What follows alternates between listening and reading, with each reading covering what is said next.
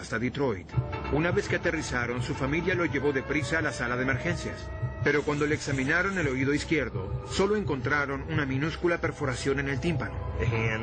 Ellos dijeron que era una pequeña perforación, un poco de sangre coagulada, nada de qué preocuparse. Y traté de decirles que tenía los mismos síntomas que antes.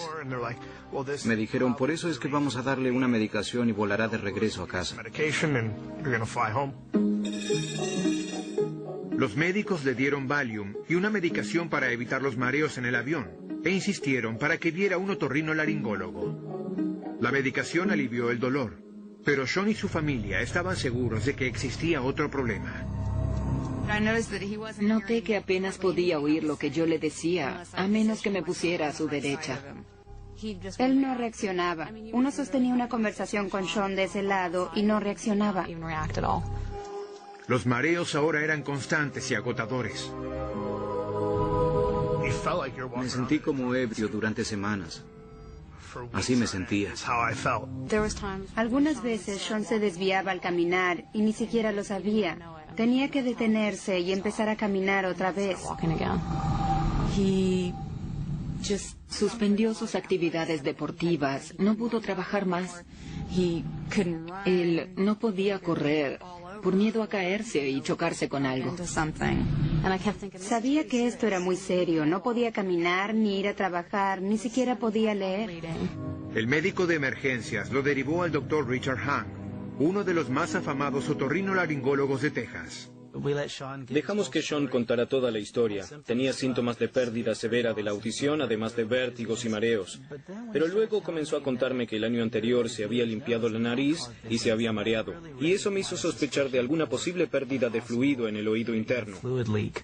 Los espacios con fluido dentro del oído interno ayudan a mantener el equilibrio. Pero el Dr. Hang tuvo que hacer docenas de pruebas para determinar si el problema de Sean radicaba en esto.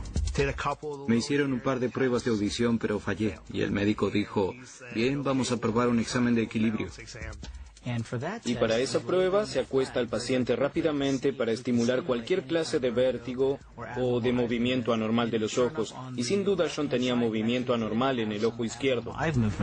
La prueba indicó que tal vez Sean tuviera vértigo posicional paroxístico benigno, un trastorno común en el oído interno que causa severos mareos. El único problema era que los pacientes con vértigo posicional no tienen ninguna pérdida de audición. Eso no se relacionaba con su relato. El Dr. Hang estaba desconcertado. Ordenó una serie de sofisticadas pruebas de equilibrio. Los resultados fueron inusuales, pero aún no había respuestas. Ordenó una resonancia magnética y una tomografía. Finalmente, en la tomografía, el Dr. Hang vio lo que aparentemente era el problema. Encontramos una porción de materia dentro del oído medio que podía ser otro colesteatoma recurrente, como el que había tenido 13 años antes. Me dijo que debía hacerme una cirugía para retirar eso. Yo sabía que no podía oír.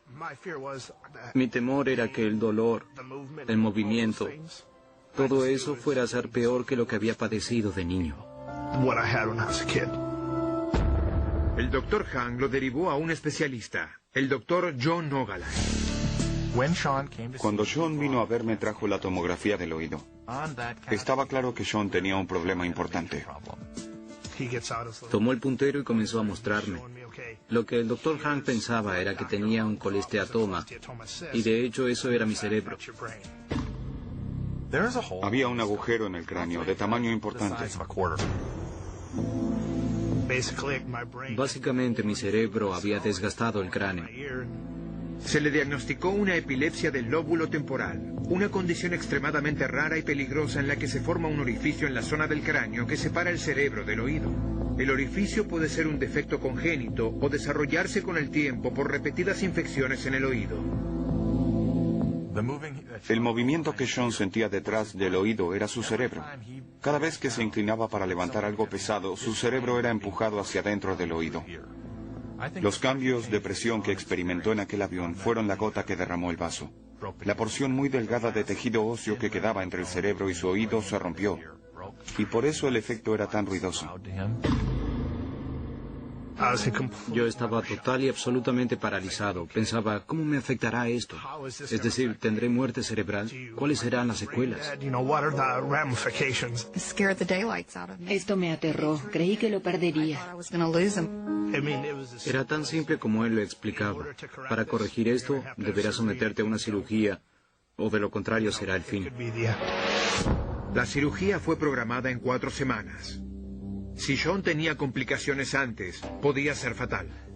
En el caso de Sean no había protección entre el cerebro y el espacio del oído. Una infección en el oído podía invadir rápidamente el cerebro y causar meningitis. Su vida estaría en peligro. Cada día que pasa es una agonía. Y de pronto aparece un nuevo síntoma. Le salía una gran cantidad de líquido por la nariz. Era transparente y al principio pensamos que era un resfriado, pero él llamó al doctor Ogala y este dijo que podía ser fluido cerebral. A Sean Towery le habían encontrado un orificio en el cráneo. A través de su nariz estaba saliendo fluido cerebral. Ahora su cirujano debería realizar una operación para intentar salvar su vida. Me harían un orificio en este costado de mi cabeza para retirar el cerebro fuera del oído. Había muchas complicaciones potenciales.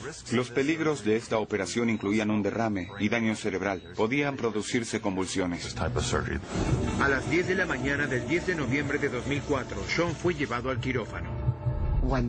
Cuando se lo llevaron, solo dije, estaré aquí cuando regreses. Traté de calmarme porque sabía cómo reaccionaba mi madre a veces frente a las cosas. Ella es buena, pero cuando se trata de mí no lo es tanto. Jennifer es igual. En mi interior me estaba volviendo completamente loco. Creo que entré en pánico.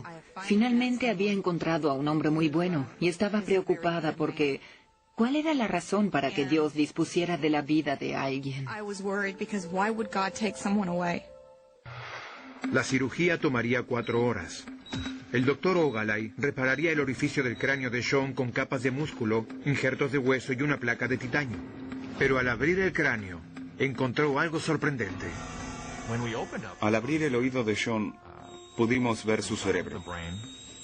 Pero encontramos también un colesteatoma, una sustancia blanquecina olorosa. Así que tenía 2 problemas: su cerebro dentro del oído y el colesteatoma invadiendo el cerebro.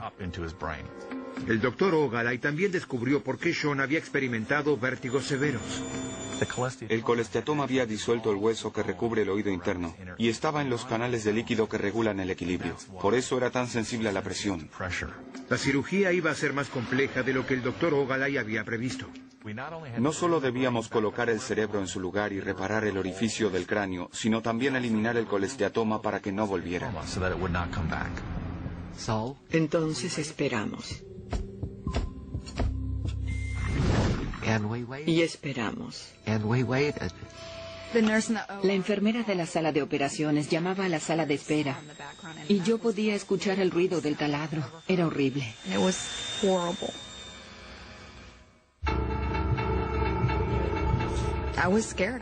Me preocupaba porque ¿qué ocurriría si cometían un error? ¿Podía terminar con muerte cerebral? Luego de casi 7 horas, el doctor Ogalay completó la etapa final de la cirugía. Y las noticias fueron buenas para la familia de Sean. La cirugía transcurrió bien. Estaba cansado al terminar, pero no hubo complicaciones. El doctor Ogalay vino y habló con nosotros y nos dijo que probablemente no recuperaría la audición. Pero, llegado a aquel estado de cosas, me alegraba con solo escuchar que todo había salido bien. Todavía le quedaba el otro oído. Me podía oír y eso estaba bien. 5 días después, Sean fue dado de alta. Me sentí bastante bien alrededor de 10 días después de haber salido del hospital. Ya no tenía mareos y dijo que el movimiento dentro de su cabeza había desaparecido. Todo volvió a la normalidad. Luego de 10 meses de molestias y dolor, Sean se sentía afortunado de haber recibido el diagnóstico correcto. Si no se daba con el diagnóstico, lo más probable es que el colesteatoma se hubiera agrandado e incluso infectado, lo que hubiera causado una infección en el cerebro. Esto hubiera sido fatal. La razón por la cual es difícil diagnosticar una epilepsia del lóbulo temporal es que resulta un trastorno muy raro. La mayoría de los médicos nunca ve un caso así, y los síntomas son semejantes a otras enfermedades más comunes. Es común tener vértigos benignos, infecciones en los oídos o fluido detrás del tímpano, pero no es común tener el cerebro flotando en el oído.